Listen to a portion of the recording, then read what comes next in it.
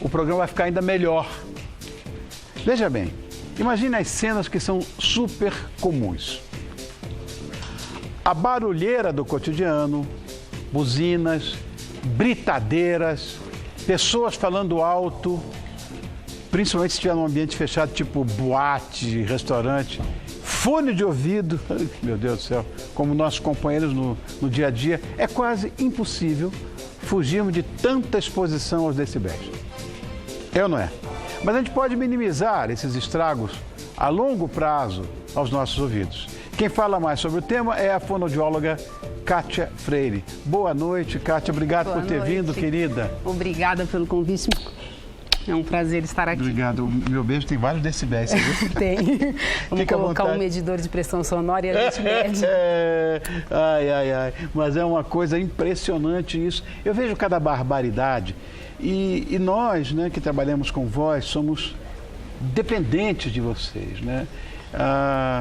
A tua amiga Mara Belal, sim, trabalho com ela, sei lá, 40, 30 anos. Embora ela... Mara, eu sei que você só tem 25 de idade, mas eu entreguei agora tudo aqui.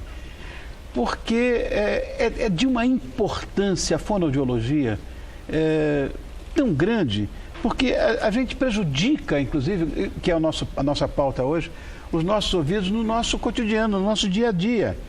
E eu queria que você explicasse para a gente, quais são, na verdade, os elementos que podem fazer com que nós tenhamos a perda auditiva. Rony, eu acho que o maior vilão da atualidade é o ruído, né? Então, São Paulo é extremamente barulhento, os jovens estão cada vez mais expostos a ruídos, seja com fone de ouvido, seja nas boates, metrô. Então, acho que um dos grandes vilões é o ruído, é a exposição a um nível de pressão sonora extremamente elevado. Isso é muito nocivo e as pessoas não têm noção que estão ficando com perdas auditivas, né? Na verdade, naturalmente, eu acho que a nossa audição vai falhando ao longo dos anos, a gente Sim. sabe, né? Mas, atualmente, é muito comum a gente ver a garotada, jovens, tô com zumbido. O que causa isso? Então, Rony, o zumbido, ele é um sintoma, ele não é uma causa, né? Tá. Ele é o sintoma que alguma coisa no organismo não vai bem. O zumbido tem várias causas, desde pressão alta, colesterol, excesso de cafeína, estresse. Tem várias outras causas.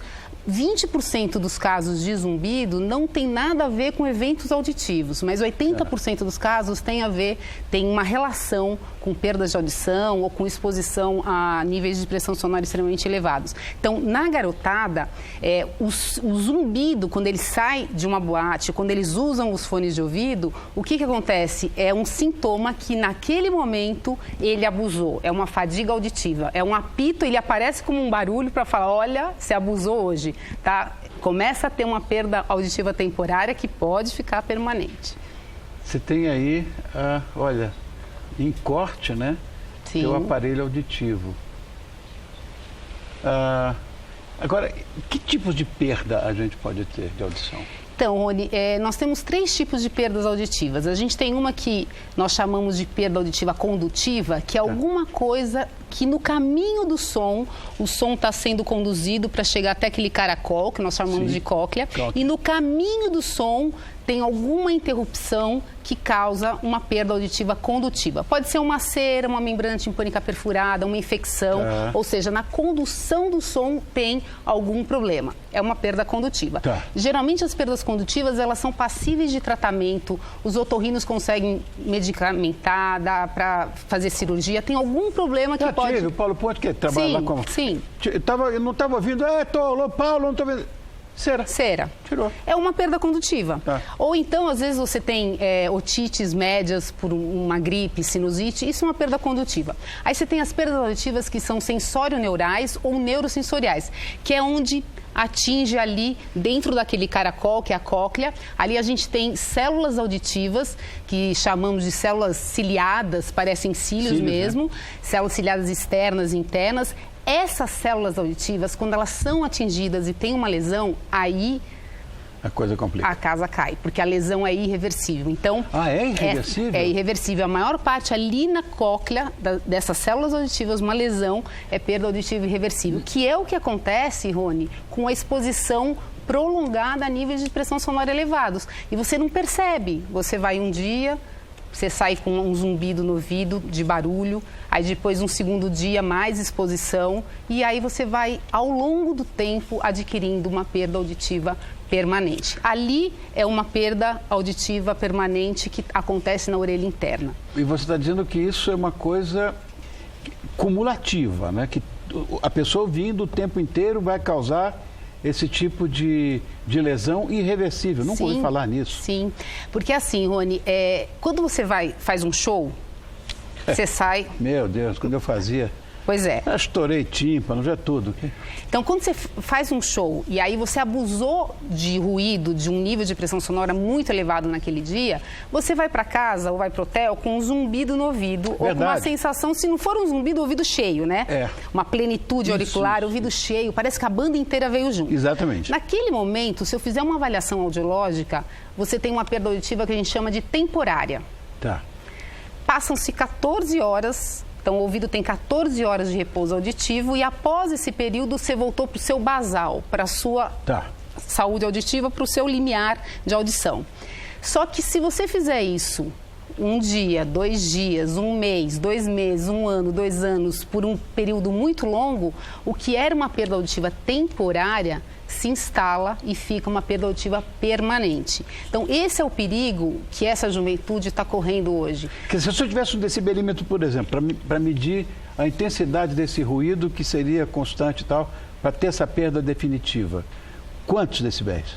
Então, existe uma tabela que a gente costuma seguir, que é uma tabela de um órgão internacional, que é da NIOSH, que 85 dB você pode ficar exposto por 8 horas. 85 dB, vamos explicar que seria um barulho de um liquidificador.